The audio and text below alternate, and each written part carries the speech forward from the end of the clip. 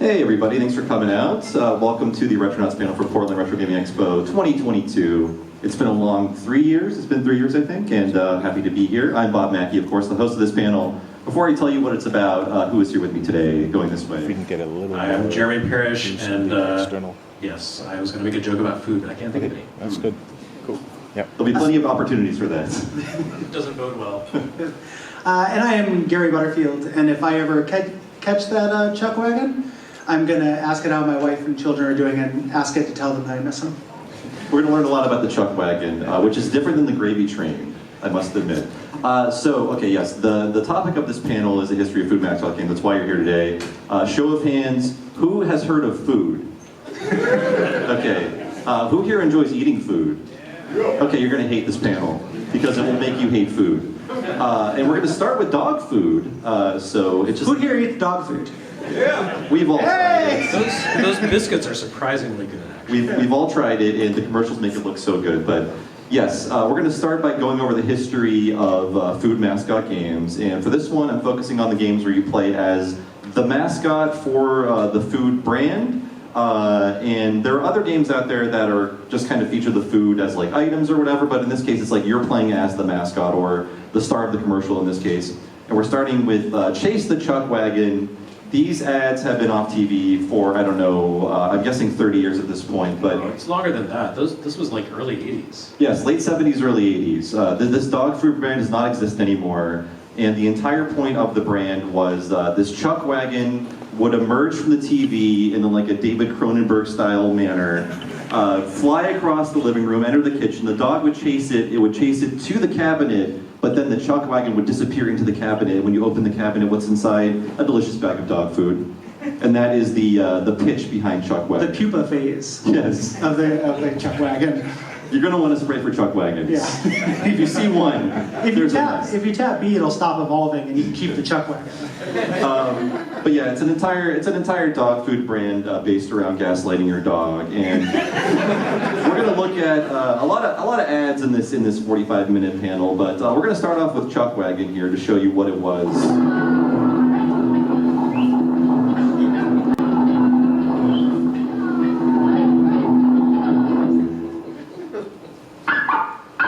Chuck Wagon, instant dinner for dogs. The right helpings of what dogs like best and need most.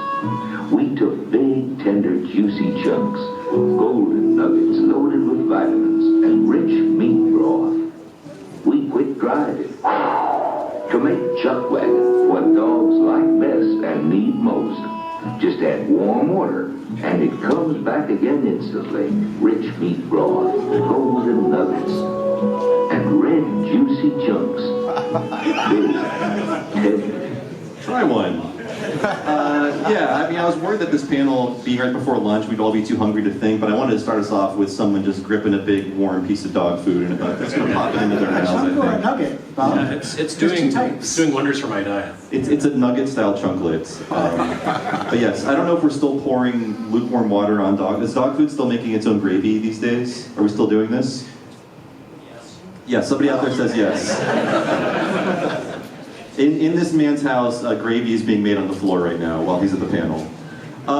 So there was a game based on this famous commercial, and it was not something you could buy in stores. Basically, you had to send away to Purina. You had to send in your proofs of purchase to Purina. It's pretty rare for a 2600 game, although it's probably here for like $800 or more. I think I saw a sealed copy of Mario Kart 64 for $20,000, so it's within that range. And yes, in this game, you literally chase the chuck wagon, and I assume the appeal of this game is that you can do what the dog in the commercial never could. And here's some footage of Chase the Chuck Wagon. As you can see, it's like Pac-Man, but there's nothing to collect. You just sort of dock with the chuck wagon at the top of the screen as a bone strikes you, I guess. But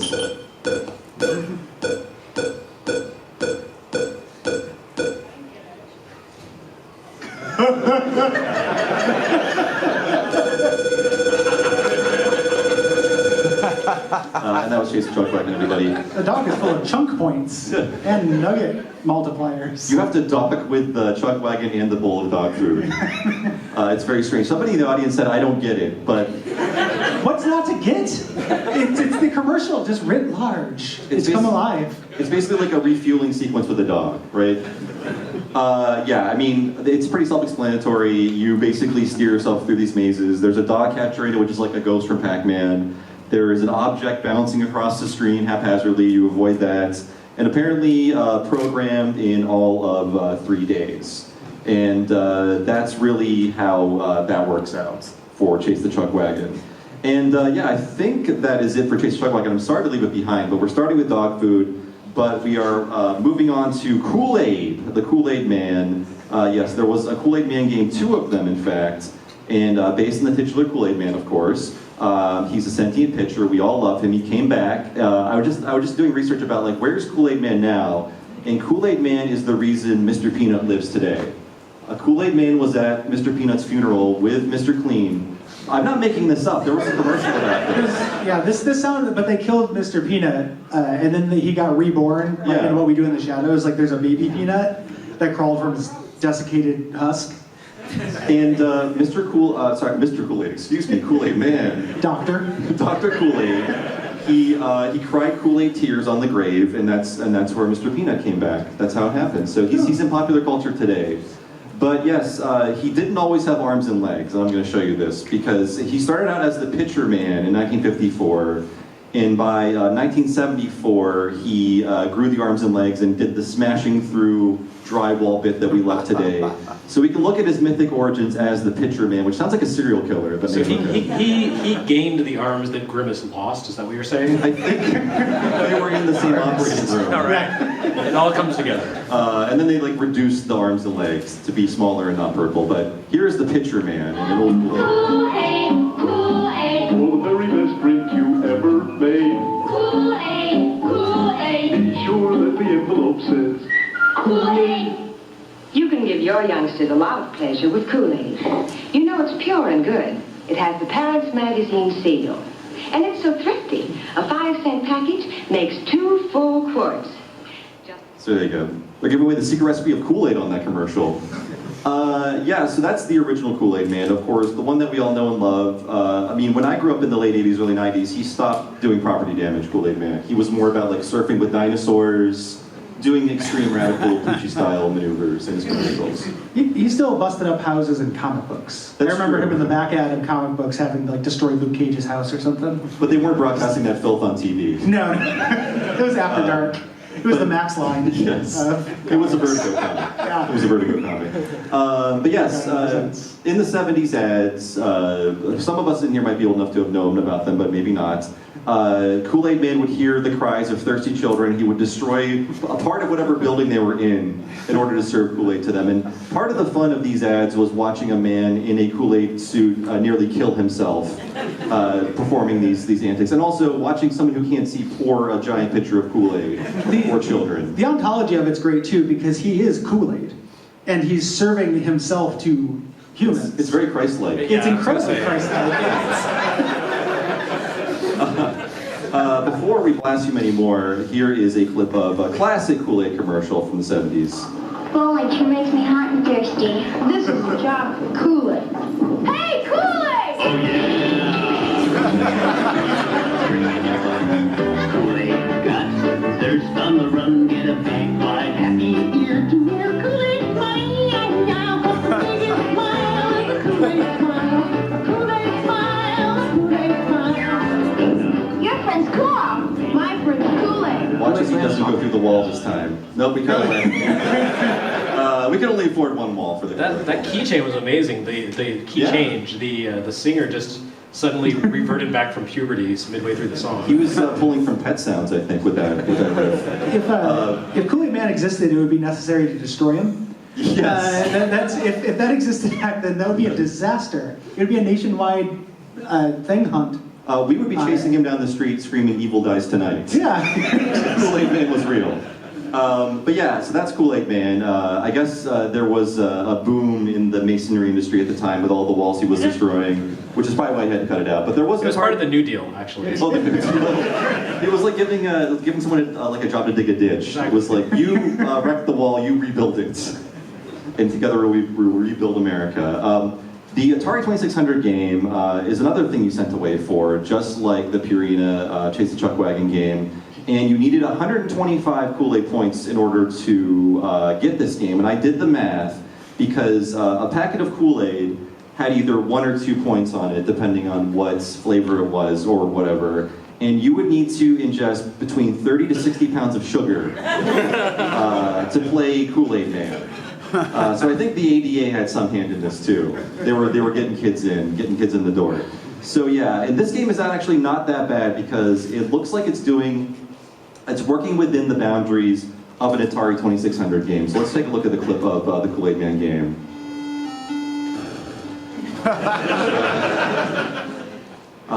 They can't quite make the particle effects you need, so the wall opens like a garage door for Kool-Aid Man there. And yeah, basically in that game, you're collecting the Kool-Aid, and then if you collect sugar, water, or Kool-Aid, one of the 3 ingredients of Kool-Aid, you turn big and can destroy the thirsties, which is our natural enemy as human beings. I don't like being thirsty. Do the Kool-Aids also have faces? I couldn't quite see it from here. Oh, I think when you're in the game, he does not have a face. It looked like the things you were collecting had faces. I think so. Yeah, the implication of sugar also being sentient. This gestalt being. Yeah, it's this near stuff. So were the Thirsties part of the advertising campaign? Were they actually in there? I feel like you have all this sugar and you have the Thirsties, and then you have Crest with the cavity creeps, and it all just kind of feeds into itself. The Soggies too. Yeah, don't forget the Soggies. So I feel like there was just kind of this vicious cycle happening of food. They made a documentary about it. It's called The Warriors. They just took all those guys and had them fight. I think the Thirsties were part of the Kool-Aid Man extended universe. If you read the comics, they showed up in there. But yeah, that was Kool-Aid Man, and we have to move on to McDonald's, because there are some McDonald's games. We're going to talk about one of them today. Probably not the one you're expecting. It's called Donald Land, because in Japan, Ronald McDonald is known as Donald McDonald. Same guy, I think. I think he just has an alias there. And yeah, based on the famous McDonald's character, which we all probably know. We all grew up with some form of it.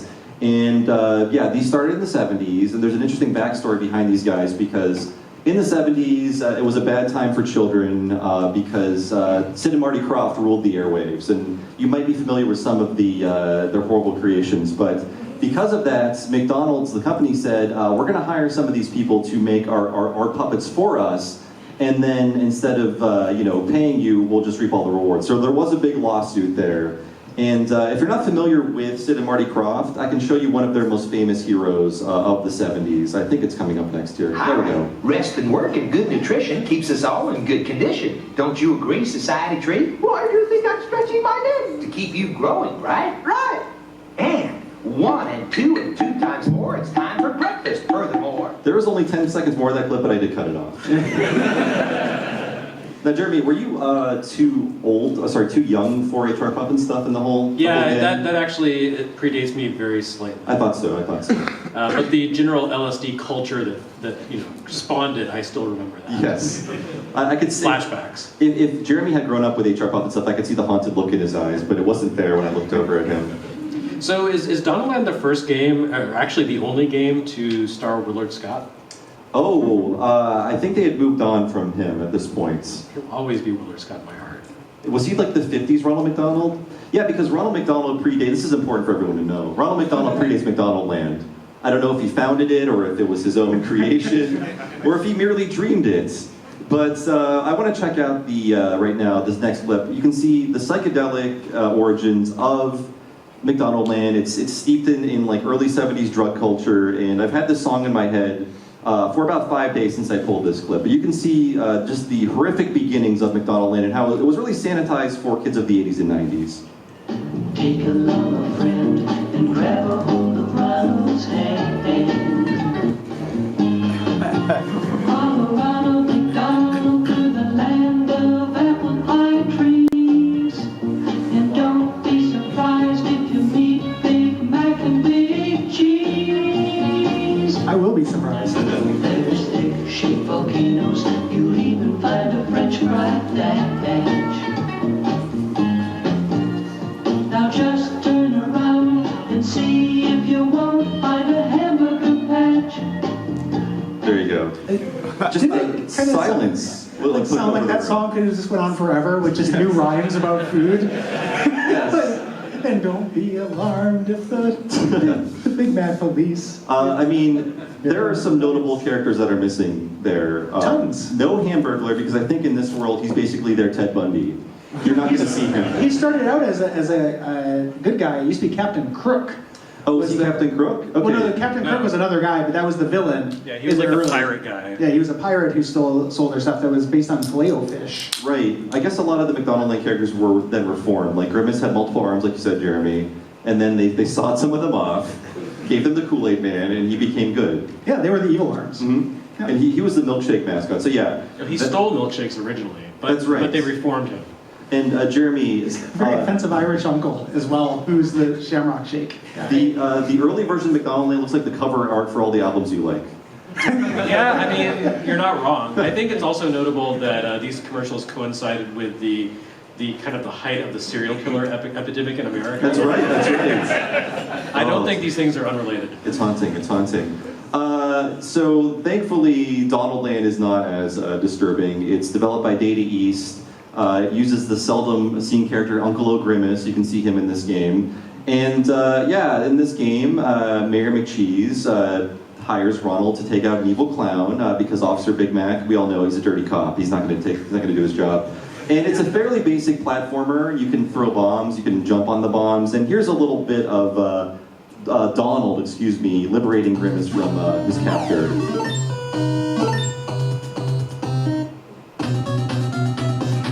Soundtrack goes very hard.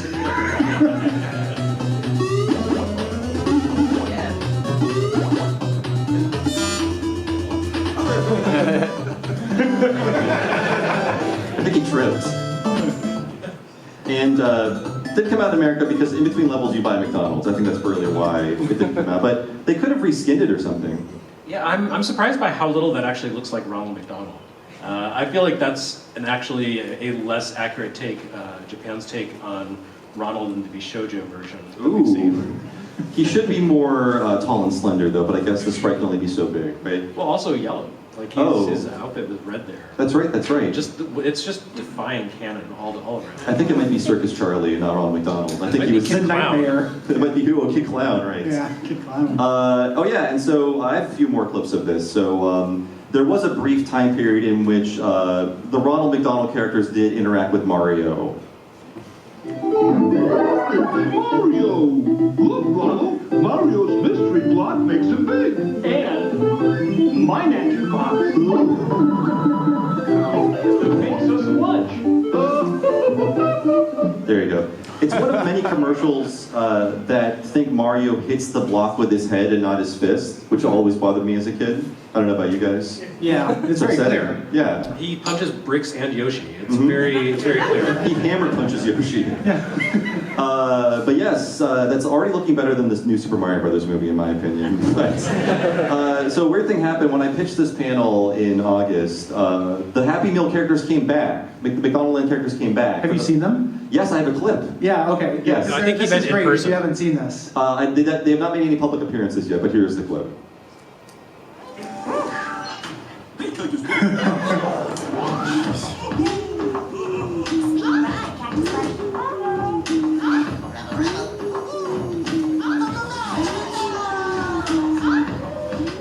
There you have it. So they're back, folks. Everyone knows these characters have two eyes, but this commercial presupposes what They're if they back didn't? and so are the hallucinogens. They're back and they're dabbing. They're dabbing all over the place. And yeah, they're selling adult Happy Meals. So it's weird that 3 characters I'm talking about on this panel, they're all back now post-COVID.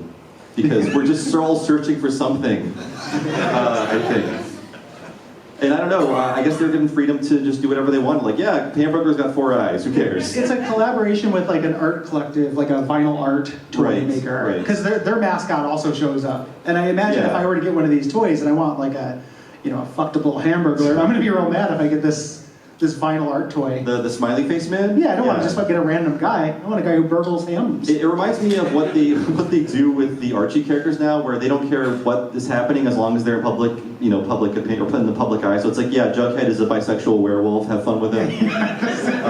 They're all witches now, I guess. I don't know what's happening in that show. So we're gonna move on to the Noid. He's the star of the show. That's why he's the center panel here.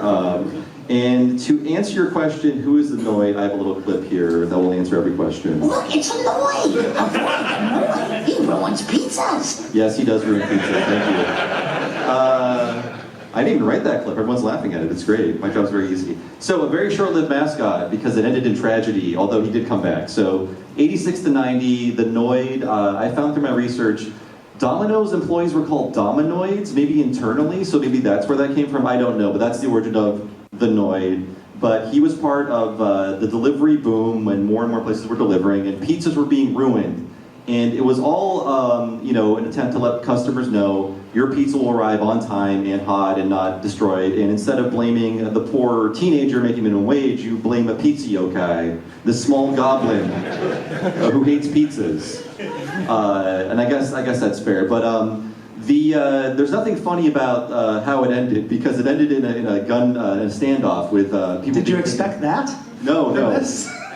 I mean, do your own research, people. Look it up for yourselves. But yes, the story of how the Noid ended sounds made up, but it's not. Some guy with a real last name Noid thought they were talking about him and guns were involved. Thankfully, no one was killed. But he held he took over Domino's. Yes. Like it was like Cadillac Man. And little Cadillac Man bull. But he went in and took it over. Yeah. He did. Thankfully, no fatalities, which is why we're allowed to talk about the Noid today. And unfortunately, the NES game came out after that standoff. Wait, every year we celebrate Noid Day in remembrance. My Noid flag is at half-mast today. So dreadful euphemism. Yes, I'm sorry. So yes, there are two Noid games. We'll look at both of them. The first one is called Avoid the Noid, in which you play as a very athletic Domino's pizza delivery man. You have to basically make your way to the top of this 30-floor building, avoiding Noids as you go, and we can see a brief clip of it here. It has very annoying sound effects.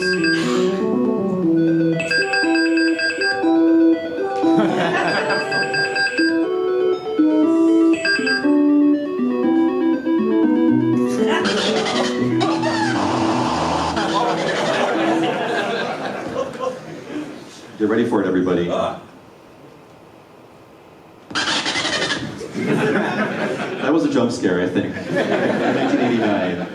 The inspiration for Five Nights at Freddy's. I think so, yeah. I mean, yeah, that's based around pizza too, right? Yeah. Good point. So, if you want to see the best person ever who plays this game, there was a Games Done Quick run of Avoid the Noid, and they were very good at it. So someone devoted their life to becoming the best at that game. I didn't realize the Noid did manslaughters like that. I thought it was just ruining pizza, but he's a domestic terrorist. He dumpstered that kid. Yeah. That guy's gone.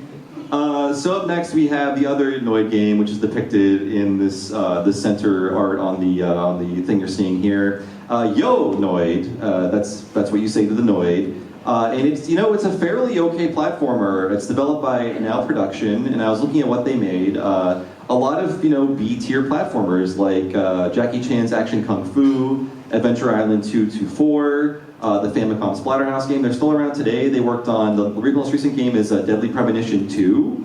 And Yo Noid is actually basically a large-scale ROM hack of another Capcom game called Kamen no Ninja Hanamaru. And I have a little clip here that can show you how much they changed between the two games here.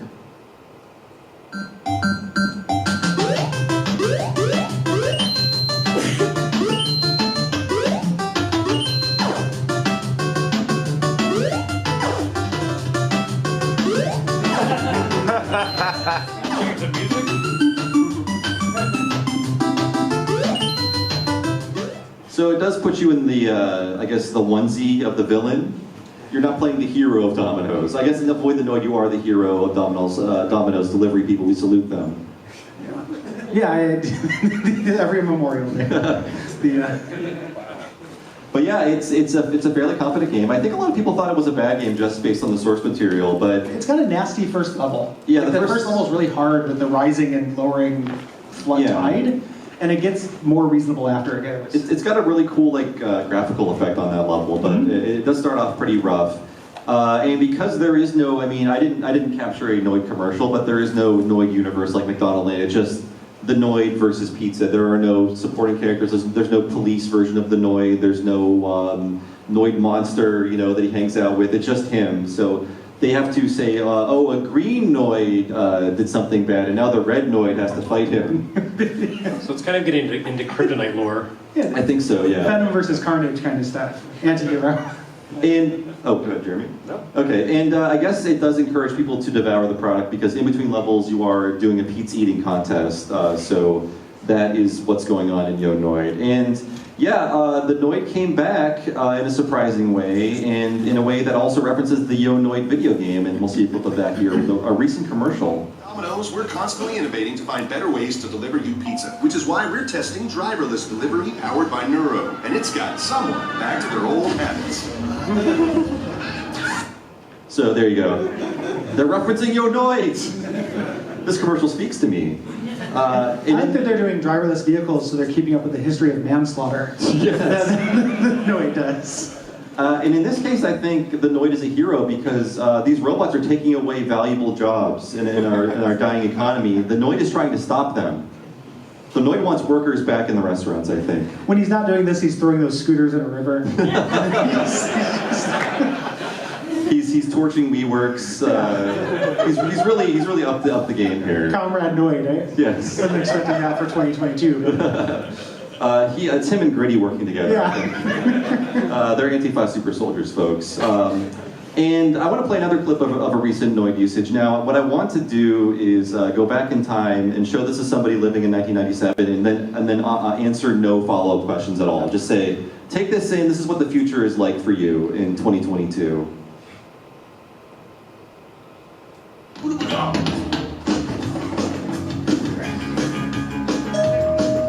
While you're waiting for your Domino's delivery, avoid the Noid in the new Crash Bandicoot on the Run mobile game. Try it while you wait for your delivery from Domino's. I will answer a few follow-up questions, actually. Well, see, like, well, Crash Bandicoot does deliver pizzas now, but the air isn't safe to breathe anymore. And the Noid is still an issue. We still have not destroyed him. There's a real end of history feel about all this stuff. Yeah, it's a bit depressing, but we can all eat after this and feel better. So yeah, the Noid is back in cell phone game form. I guess does Universal might own the Noid? I don't know, because he's working with Crash Bandicoot now. I have no idea. We will figure out the secrets of Noid ownership later. So yeah, that's the Noid, and I like how in the center picture here, that's the image you get when you win. So I think he's like tortured by his own victory because the point was the chase all along. No more lands to conquer. Yes, exactly. Ozymandias. The Noid wept. Well, and then he became Wario, so it all works out. That's true. When you peel back the Noid costume, Wario was under there. And then he grew the mustache, of course. Moving on to Spots, the little anthropomorphic Spot from the 7-Up sodas.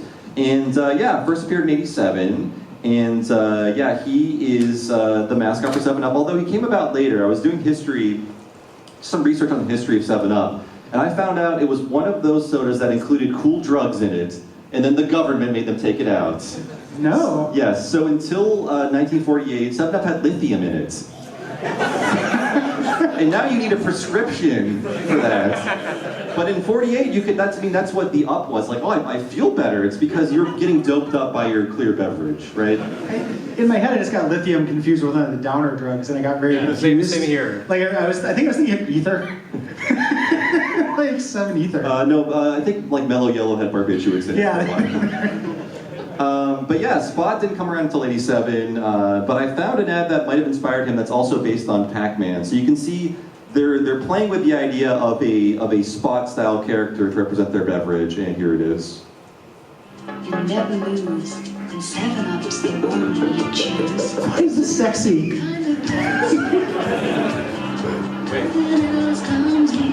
And does Spot have 7? Eyes. Yeah, he has 7 eyes. He has no eyes. 7-Up, the difference is clear. That's what only it can do. Nothing else comes near. So So I think the commercial is about 90 seconds long, but throughout the course of it, he does chug about 8 7-Up bottles. And so they're playing with the idea, like, what if the doc came to life and did stuff? And did boudoir photography. I Like, guess the so. tone of that is extremely intimate. It's a little for some much. reason. It's a little much. But yeah, so eventually the spot came along when 7-Up said, let's 80s him up. And they gave him cool sunglasses, and they gave him shoes and gloves with dots on them. And they showed a world where he came to life when no one was looking. It's like the soda-based Toy Story before Toy Story. And the ads are very cute and sweet, and here's one of them.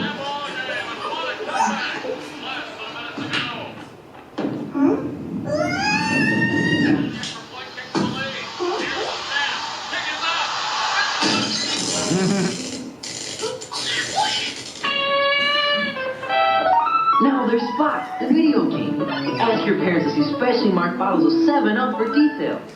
He's an Is from the Max. That's exactly Oh, what He it does it like is. it is, yeah. He's the red is, okay.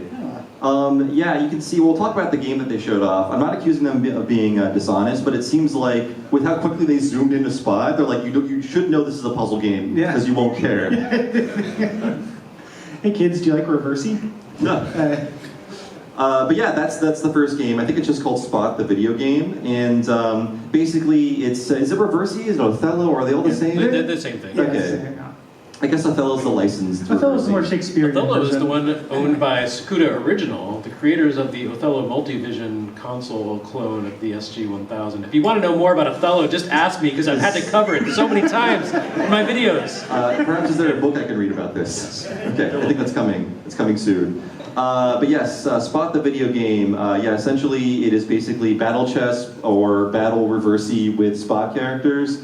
And it's just a basic puzzle game based on an existing puzzle game, but there are lots of really cool animations, and this is published by Virgin Interactive, and it shows off like what their brand of video game would be like. Not amazing gameplay, but very cool little animations, and here's a few of them I stitched together from the NES game here.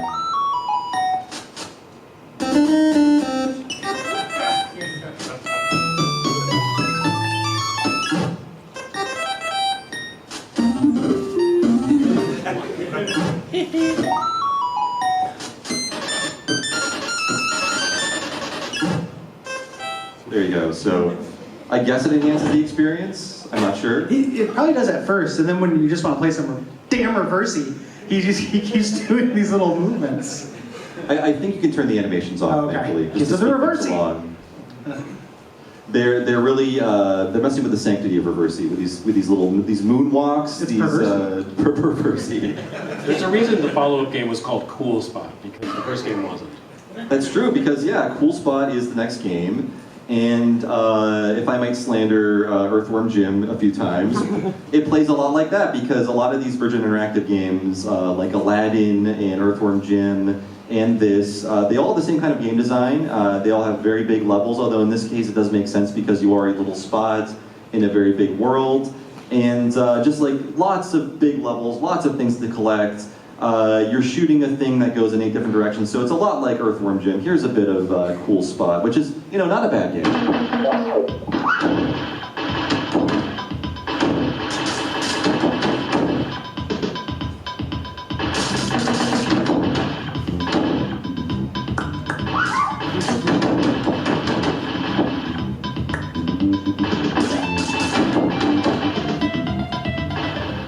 And I enjoy his little jive walk. It's very cute. It's not enough to just drive the crabs from their homes. He's got to summarily execute them afterwards. He's an invasive species, I think. Yeah. Cool Spots. But yeah, that's Cool Spot. Not a lot to say about it. There was a contest, and I can't find out what you won.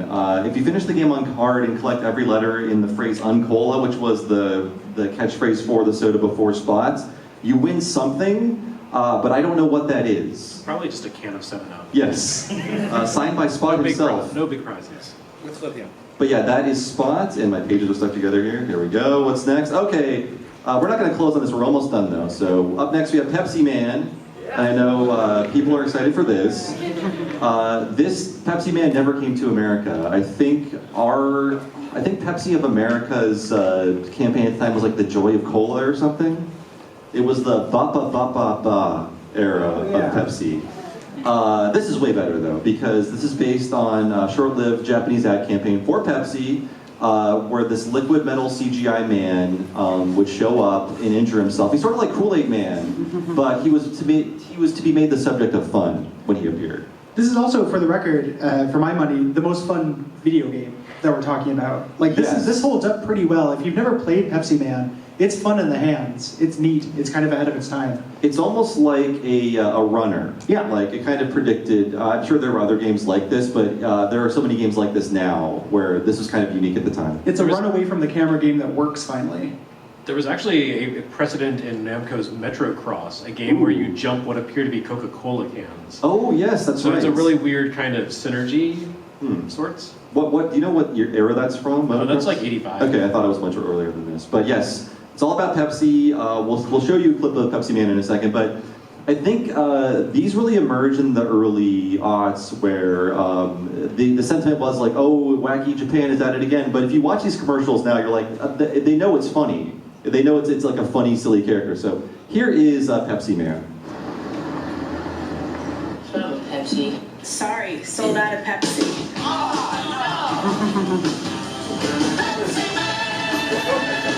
It's filmed in LA. I think they're all filmed in America.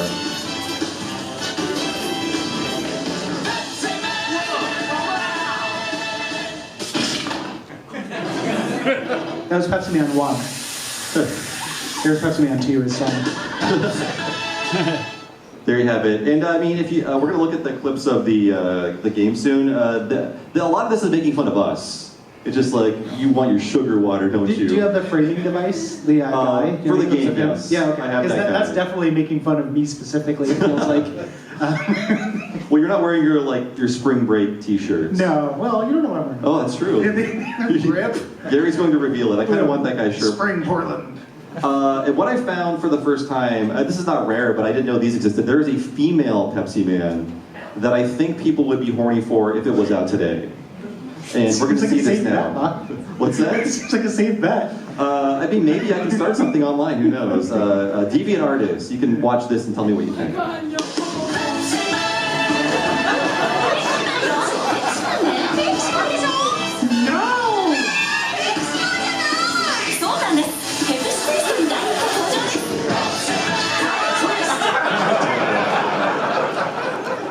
Someone had a really funny tweet that said people would be horny for Beavis today.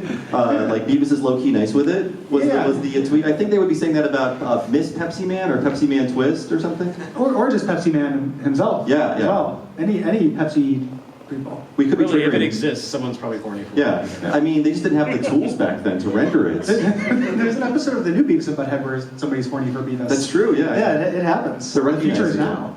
But yeah, that's where the character came from, and we can. You mean that's his mom? I don't know if it's like a budding process or Pepsi Man eggs. Comes on his back like one of those horrible frogs. I don't know what's going on, or if they lay their Pepsi Man eggs in other species. Yeah, I mean that's what you do when you in drink. cases of 24 at the store. Every one has a Pepsi Man egg inside. Now we're building like the horror version of this. But let's look at a clip of the Pepsi Man game as we wrap up here soon.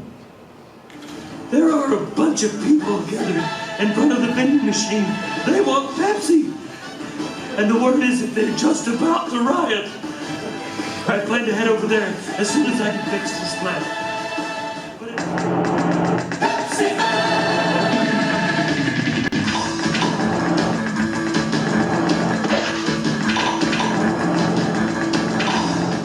So there you go. I mean, it's fun. It's good. He understands English. He just doesn't speak it. No.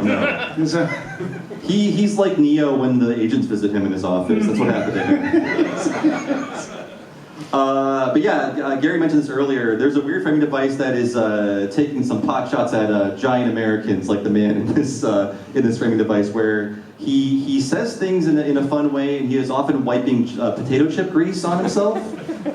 So yeah, this is the man who is in the interstitial segments of the Pepsi Man game.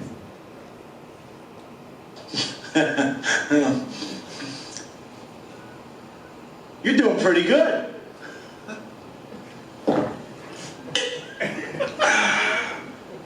Have a Pepsi. Next stage.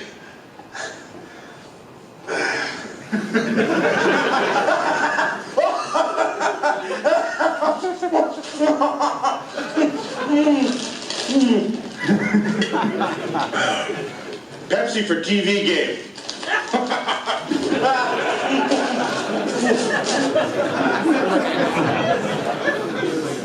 Oh, I like him. Something of Pepsi Uncle. Let's get there next year.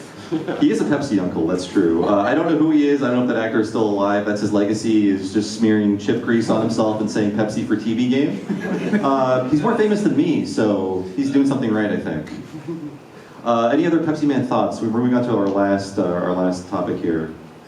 No. Well, this topic was brought to me by Gary, That's me. who wanted to talk about Captain Crunch's Crunchling Adventure. Gary, what's going on here? I know this was a pack-in with the cereal. I have a clip of the framing device or the opening cutscene. So my friend who had a gaming PC in the 90s, which I did not, sent away for this. So he came, he had me over and he's like, hey, I got this game, it's based on Captain Crunch. I've been playing it, and he pulls it up. And you're training Crunchlings, which are a thing. They're a monster of some kind. And you're training them for like an Olympic Games, by ensuring that they have a balanced diet of different types of Captain Crunch. So like Crunch Berries, peanut butter Captain Crunches, and like mouth-destroying haystack things. And we That was the fiberglass flavor. Yeah, the Don't Bite in This Town cereal. But we played a lot of this for some reason, like because it was freeware on PC. And it's more appropriate because it's kind of a mascot. Like I was thinking about Chex Quest in this, but Chex Quest is a really good game, but there's no like the Chex Goblin or whatever. No, you're like an anthropomorphic piece of Chex. Yeah, you are Chex come to life in that. Like this is at least characters, and Captain Crunch is your coach. He comes and he kind of like, Whiplash, is that the movie? He comes and kind of yells at you when you're not doing well enough in this. Yeah, it's like a series of mini games and also the like Tamagotchi. Like a little Tamagotchi. elements. He lives in a cave. Like he's got a cave with unlimited Captain Crunch on tap. It's teaching kids to have the right levels of Captain Crunch in your body at all times. It's like berries, peanut butter, and haystack. Yeah, and haystack. Haystack band. They get your balance. Here's the opening, or part of the opening. It reminds me of Avatar with this hunt for resources and different aliens and stuff. That's a Crunchling. Stealing all the Crunchium? Tearing down Crunchium City? Well, let's just have a talk with these Crunchium thieves. The leader of the Crunchium thieves was one tough customer. He and his band had vowed to tear down Crunchium City and destroy every last one of the Crunchlings. You didn't think there'd be lore, did you? But there's lore. We can see that Captain Crunch is trying diplomacy, and when that doesn't work, he resorts to violence. But yeah, there's a surprising amount of lore you learn about Crunchium, this element. There's an element. He also he found them. It's similar to like the story with Willy Wonka and the Oompa Loompas, how he found them and like gave them jobs. Found them and gave them jobs. It's real similar to that, except that they're like, I don't know how sentient the Crunchling is. Yeah, I guess you find out in the end of the game. Yeah, it writes an essay. When they're all ushered into the factory. It writes a song about how sad it is that it has to go. Yes, they're all taken away from their own planet. But those are all the highlights of the History of Food Mascot Games. Thanks for coming, everybody. And Gary, you're our special guest on this. Where can we find you? You've got some great podcasts. Thanks. Yeah, I'm roughly one half of the duckfeed.tv podcast network. Usually we're here for Portland Retro Gaming Expo, but Cole, my partner, lives in Ohio, didn't want to fly out because of the old disease thing. But yeah, we do a podcast about video games and pop culture and stuff. Primarily of interest to this audience is probably Watch Out for Fireballs, which is a Games Club podcast. Comes out every Thursday. Check it out. Oh, thank you, Gary. And I'm sure you guys know about Retronauts. You can find us online wherever you find podcasts. And we have a Patreon at patreon.com/Retronauts. Lots of extra stuff is there. But thanks for coming. Now go out and enjoy a warm bowl of dog food on us. Please don't forget to like and subscribe, and to the right are the playlist of the Portland Retro 2022 and some other interesting videos. Thank you.